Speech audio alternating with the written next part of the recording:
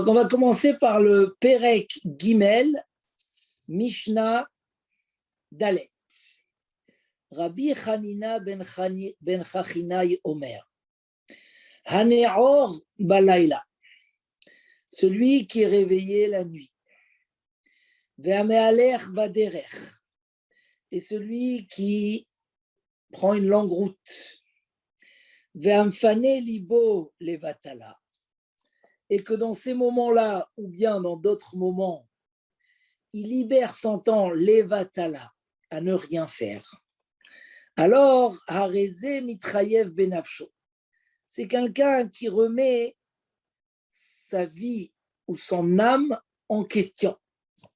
Ça veut dire, il met en danger son existence. C'est une manière que Chachamim aimait s'exprimer fort pour dire, comme on peut dire aujourd'hui, tu es en train de perdre ta vie. Des choses comme ça. Alors, c'est quoi ces trois choses-là? Celui qui reste réveillé la nuit, celui qui va dans une longue route, et celui qui libère son esprit pour ne rien faire. Alors il dit comme ça, Rabbeinu Yonah, en fait cette Mishnah nous parle des moments qui sont des opportunités pour l'homme pour se retrouver tout seul avec son esprit, avec sa pensée, et des moments libres qu'on peut profiter pour s'enrichir spirituellement.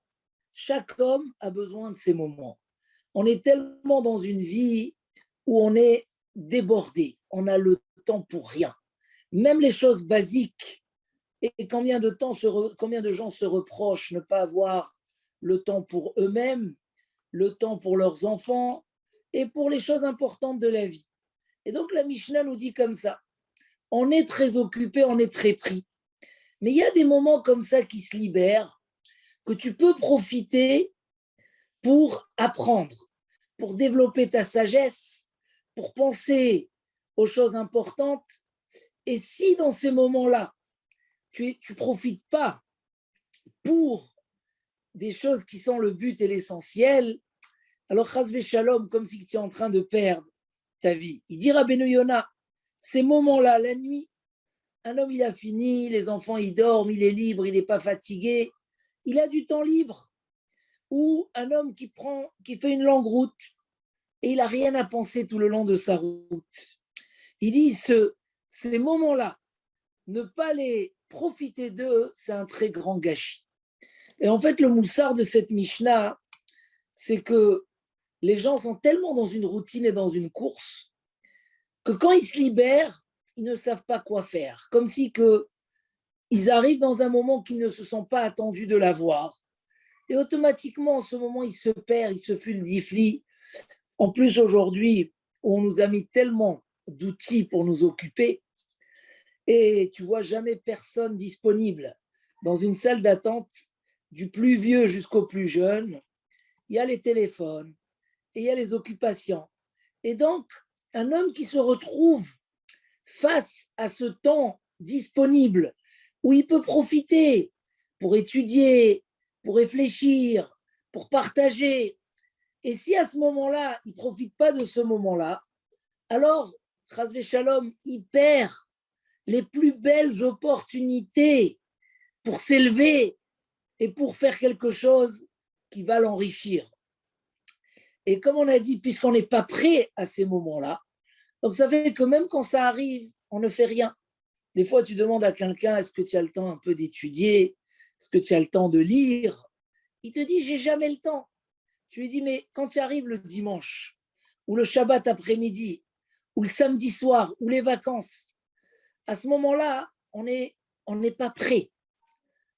Mais si un homme, justement, le message de cette Mishnah, c'est de dire qu'il y a des moments comme ça disponibles qui peuvent nous amener à des réussites extraordinaires.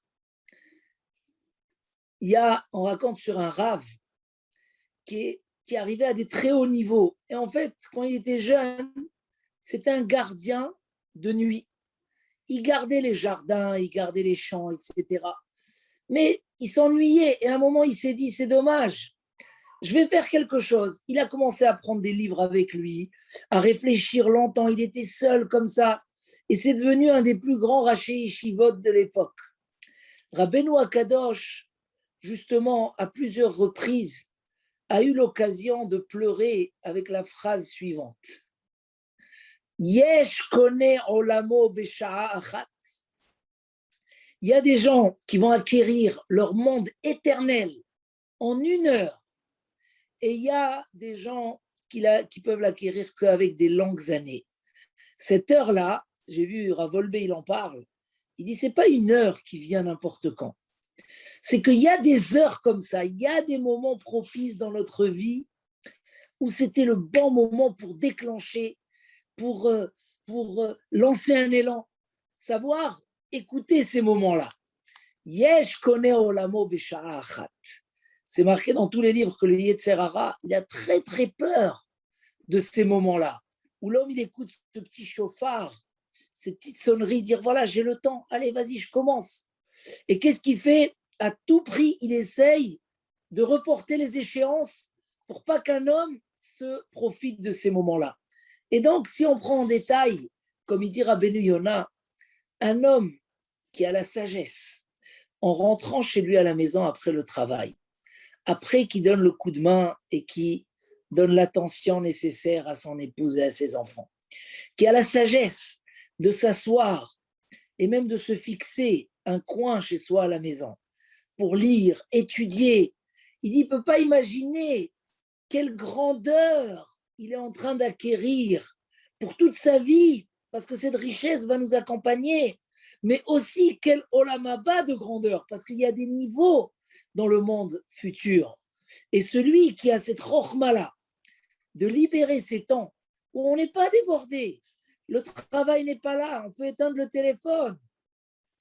C'est des moments que celui qui sait les saisir, il parle là-bas même aux femmes, il dit une femme qui sait donner ces moments-là à son mari, elle ne peut pas imaginer quel mérite, quel sachar est s'acquis éternellement.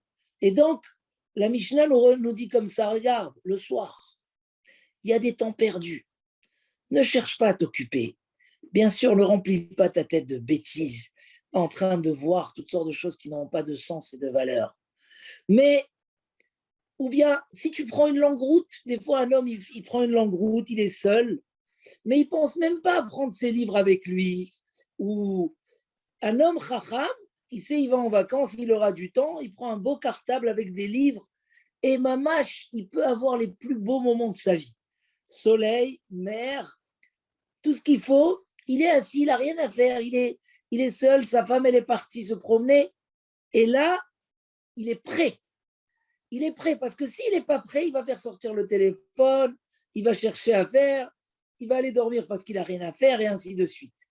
Être prêt à saisir les occasions, les moments. Et là, je rajoute un très beau chidouche du Yahabetz. Le Yahabetz, il dit, un homme doit savoir toujours comprendre dans quelle situation il se trouve. Un homme que, par exemple, il va se mettre à étudier de la Gemara à 10 heures du soir, ou il va dire, oh, je me fais tous les soirs une étude de Shulchan Aruch. C'est une erreur, parce que au moment où il va arriver, il va s'endormir sur le livre. Mais savoir qu'on a une tellement belle Torah, et qu'il y a des moments où il faut juste lire des histoires de tzadikim, lire les Pirkei Avot, lire les prophètes. Combien de gens m'ont dit qu'ils ont fini toute la série des halachot. Aujourd'hui, ils ont fait des livres simples, courts. Combien de gens ont fini tout le Tanakh, tous les prophètes, le soir, à la maison, dans les petits temps libres. Bien sûr qu'il faut s'aider et se donner tout le contexte. C'est bien d'avoir une place fixe, c'est bien d'avoir des livres déjà prêts, c'est bien d'être dans un endroit où ça ne circule pas beaucoup, mais aussi adapter ce qu'on peut faire à ce moment-là. Un homme, il doit prendre la route pendant 3 heures avec sa voiture, il prépare déjà un cours sur un sujet qui le passionne. Peut-être même, il aime bien parler de la Shoah, allez, qui prend un cours sur la Shoah. Il aime bien parler de Pirkei Avot, allez, qui choisit un cours sur les Pirkei Avot. Mais le fait d'être un opportuniste entre le temps et la sagesse, ça permet une très très belle richesse. Et combien de gens racontent, et on peut être témoin, ou combien de gens nous racontent que ceux qui faisaient comme ça, ils prenaient le train régulièrement. Combien de livres et de sagesse ont pu être finis dans ces moments-là. Et donc, Ezeu Chacham, qui est un homme sage, c'est ça. Donc, ne pas être opportuniste. Donc déjà, subir tous les empêchements et les dérangements de la vie, où on n'a pas le temps, on est en train de courir, on n'a pas le temps de réfléchir. La prudence, il dit Messilat Yesharim, est complètement enlevée de notre esprit, tellement on est dans l'inquiétude, dans la course. Mais ne pas être prêt à utiliser ces moments où, oui, on est disponible, c'est mitrayev benafsho. C'est comme Chazvé Shalom, ne pas se donner une chance de grandeur et de réussite. Alors, très beau message, et surtout dans ces périodes, couvre-feu, etc. Encore aujourd'hui, j'entendais des gens qui disaient la meilleure période où on a étudié, où on a profité des enfants, où on les a compris, c'était le confinement. C'est mamash, ça nous a permis. Mais beaucoup d'autres disent que c'était la période la plus terrible de leur vie. De quoi ça dépend? De quelqu'un qui sait utiliser les opportunités ou celui qui ne sait pas et qu'il arrive comme ça tout perturbé dans sa course. On raconte que le Chafetz Chaim, comme ça raconte son gendre, quand il faisait des lents trajets, et à l'époque, ce n'était pas avec des belles voitures, c'était avec des chevaux, et la charrette est sautée dans tous les sens. Et un homme âgé qui fait une route comme ça, quand il arrive, il est épuisé. Il raconte que le Chafetz Chaim, toute la route, il a étudié, malgré que ça sautait. Mais quand il est arrivé, son gendre, il le voit s'asseoir, ouvrir des livres et étudier. Il dit, tu ne vas pas te reposer? Il dit, oui, je vais me reposer.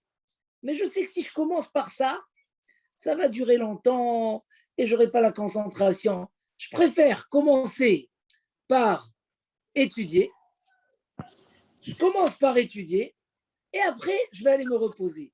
Mais j'ai su donner l'opportunité à ma soirée au moment où je suis arrivé. Donc ça, je crois que c'est un très beau message et c'est le premier message qu'on fait ce soir. Savoir saisir les opportunités de liberté pour grandir. Et je rajoute que déjà à l'époque du Talmud, il y avait ce qu'on appelle Yarekala. Les gens, ils allaient de chez eux pendant comme ça des moments 2 fois dans l'année pour se libérer et s'enrichir de l'étude. Il y a aujourd'hui aussi dans des endroits comme ça que 2 fois dans l'année, ils organisent des cours et des gens qui travaillent vont prendre une semaine pour aller étudier, pour savoir comme ça se donner des temps où on est libre et on arrive à s'enrichir et à évoluer.